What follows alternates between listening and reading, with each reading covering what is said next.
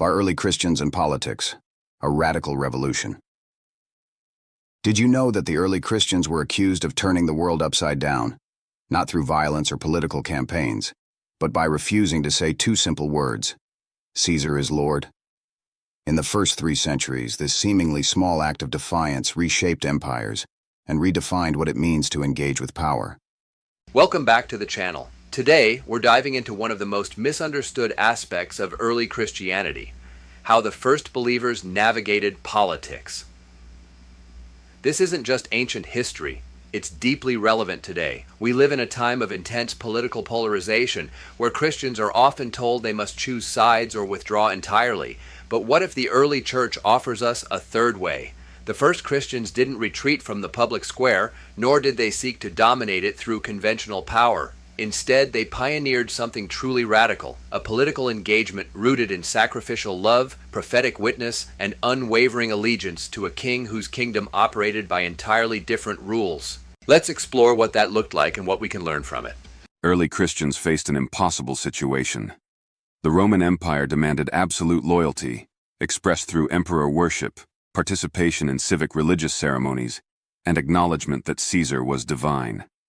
This wasn't just about religion, it was deeply political. To reject these practices was to question the legitimacy of Roman authority itself. The challenges were severe. Legal persecution. Christians were seen as atheists because they refused to honor the Roman gods.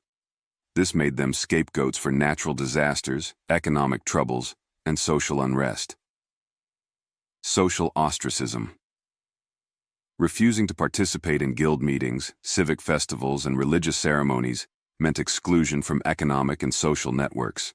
The temptation of compromise. Some Christians wondered, couldn't we just go through the motions, burn a little incense, say the words, and protect our families? But here's the deeper tension. Jesus had commanded them to render unto Caesar what is Caesar's, and unto God what is God's. But what happens when Caesar demands what belongs only to God? How do you live as citizens of heaven while residing in an empire that demands your ultimate allegiance? This wasn't theoretical. This was life and death. How did the early Christians respond? Pro-dual citizenship with a clear hierarchy. The early Christians embraced a revolutionary concept. They were citizens of 2 realms simultaneously. The Epistle to Diognetus, circa 2nd century, captures this beautifully. They live in their own countries, but only as aliens. They have a share in everything as citizens and endure everything as foreigners. They paid taxes, prayed for emperors, and contributed to their communities, but their ultimate allegiance belonged elsewhere. As Paul wrote, our citizenship is in heaven. 2. Subversive submission. This is where it gets fascinating.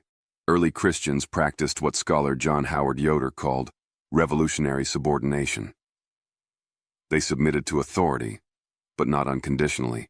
When Peter and John were commanded to stop preaching, their response was clear. We must obey God rather than human beings. They honored authority structures while refusing to grant them divine status. They were model citizens in most respects, but on the non-negotiables, they wouldn't budge an inch. 3. The politics of love.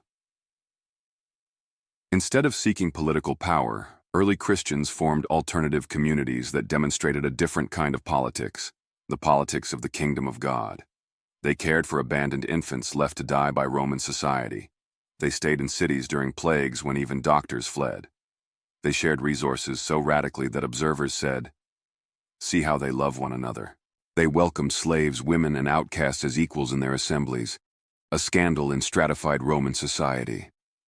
This wasn't apolitical, it was deeply political. They were demonstrating that another world was possible. Prophetic witness over political power. Church fathers like Tertullian and Origen explicitly rejected the idea that Christians should seek imperial power. Their mission wasn't to Christianize Rome through political control, but to be faithful witnesses to Christ's lordship, even unto death. When the book of Revelation calls Rome Babylon, it's not subtle political commentary. Early Christians recognized empire as a beast that devours, and they refused to feed it their worship. The turning point: Constantine and the Edict of Milan, 313 AD. Here's the irony. The early church's greatest victory may have been its greatest challenge. For nearly 3 centuries, Christianity grew explosively despite, or perhaps because of, persecution. But something remarkable happened during this time. The empire that couldn't defeat Christians through violence was gradually transformed by their presence. The climactic moment wasn't a political campaign or a military conquest.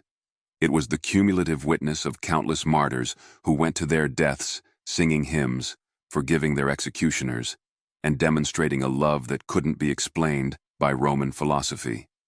When Pliny the Younger, a Roman governor, investigated Christians in 112 AD, he was baffled. These weren't revolutionaries plotting overthrow. They met at dawn, sang hymns to Christ as to a god, and pledged to avoid theft, adultery, and dishonesty. They loved their enemies and prayed for their persecutors. The radical insight.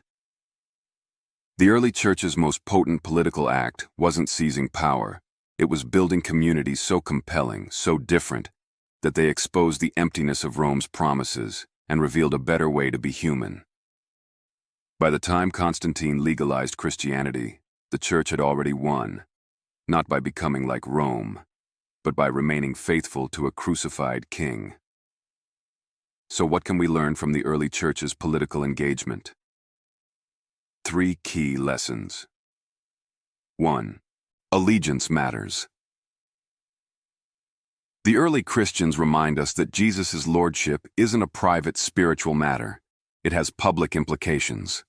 Our ultimate loyalty shapes how we engage every earthly authority. 1. Faithful presence over political power.